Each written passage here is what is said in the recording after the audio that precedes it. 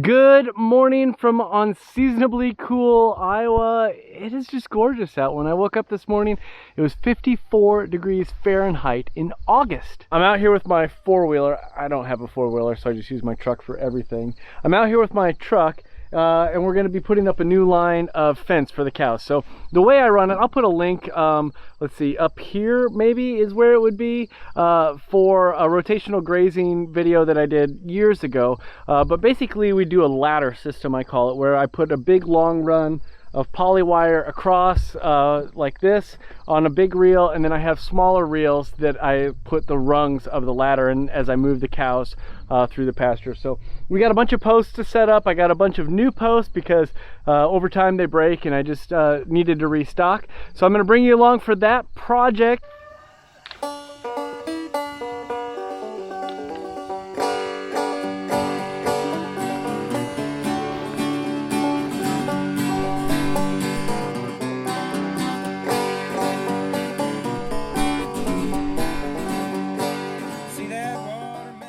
I'm going to be completely honest with you, I do not like this reel. Now, I have 3 sets of long runs that I can do across the farm. So that I have 2 sets of 2 reels, basically 2 big geared reels like this. They are O'Brien geared reels. I like the geared reel aspect of it, which means that for every turn of the handle, there's multiple turns of the holder for the poly wire. But this is a double one. Now I bought this from a guy that I bought a flock of Katahdin sheep from years ago, and I thought, wow, this is great. Instead of having to carry 2 reels across the pasture, I'll only have to carry 1. But no matter how hard I try, they are always uneven. This line is tight and this line is loose because they're just uneven. I have taken it all the way off. I have added some. It just doesn't matter what I do. I don't like it, but I put up with it because I haven't bought new reels yet.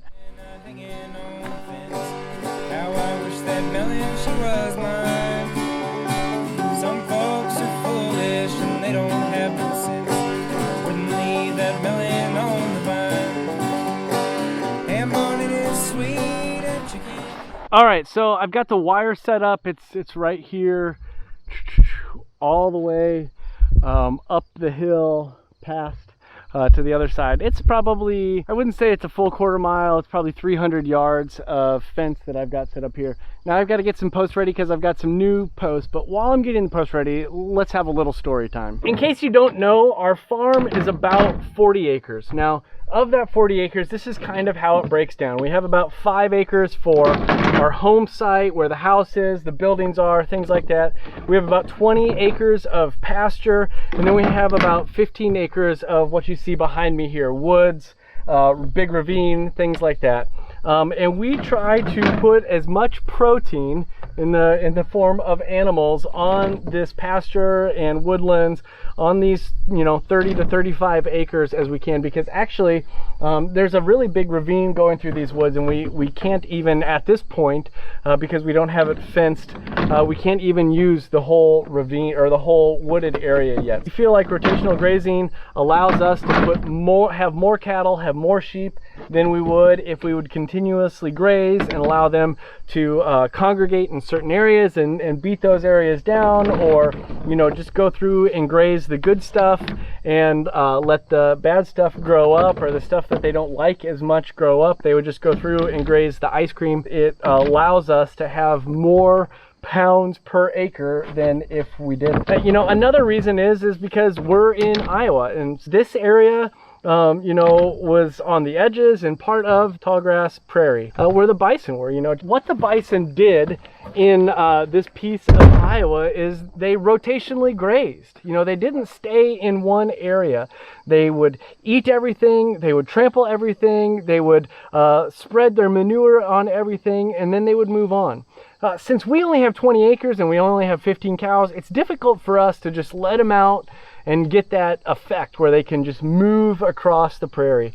So what we're doing with our electric fence and with our fence posts like this is we are creating that movement like the bison did in this place, 200 years ago. So also, we think it helps with the pastures. We know that it adds manure in great places. Like I said, it allows us to grow more than if we were just to continually graze it. And also, it allows us to rotate different things through. So the cattle and the sheep and the chickens and the pigs can all rotate through at different times when the pasture is in different stages, or if we need to do different things with a pasture. It works out really well for us. I just wanted to share a little bit about why we're rotationally grazing, and kind of what the makeup of our farm is, as I get ready to go put all these fence posts out. Rabbit is so very, very fine. Oh, give me, oh, how I wish you would.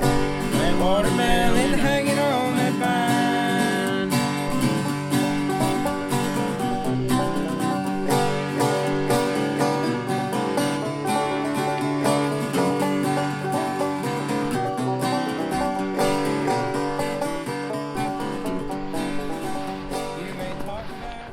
I don't know if you know it, but I raise Dexter cattle. They are an Irish breed, a heritage breed that have been around for a long time, a tri-purpose breed. And they're small, as you can tell. They're hard to see in the grass here, but they are out here in the tall grass. I got them moved to the new pasture, to the new part of the pasture, I guess I should say. I'm gonna set up a few more fences up the way, and then I've got to bring their water down. Right here, this is Trusty Red. And by trusty red, I mean not so trusty red, so that we don't drive her off the farm really unless we have to. But on the back of it, we got our water tank that we use to water the animals out on pasture. So I need to drive it over to the hose so that we can water the cows. Let's fire her. Here's the deal with that truck. It smokes a lot. That one's got 360 or 70 or 80,000 miles. We don't really know because the speedometer quit working, so the odometer quit working, so all of that doesn't work. There's no parking brake in it, so whenever I stop to fill up water, I have to turn it off. And so it gets started and stopped a lot without, charging the battery, I guess is what I'm saying. So I'm gonna jump over here in my battery charger. We'll go over, we'll get Trusty Red started, and we'll get the water filled.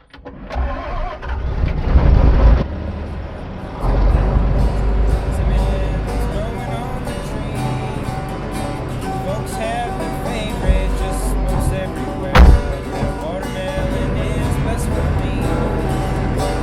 Ham on it is sweet, and chicken it is good. Lemon is so very, very fine. But give me, how I wish you would. Watermelon hanging on the vine. Come on, Jake.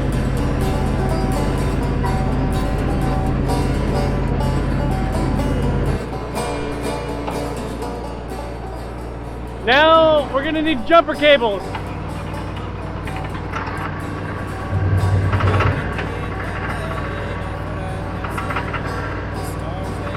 See, that wasn't so bad. It just took, a few minutes. Oh yeah, this is the smoke that I was talking about. We're gonna go fill this water tank up. Let's go. You come back here, boy. Ham on it is sweet, and chicken it is good. Rabbit is so very, very fine. But give me, oh, how I wish you would. That watermelon hanging on that vine. One more time. Ham on it is sweet, and chicken it is good. Rabbit is so very, very fine. But give me, oh, how I wish you would. That watermelon hanging on that vine.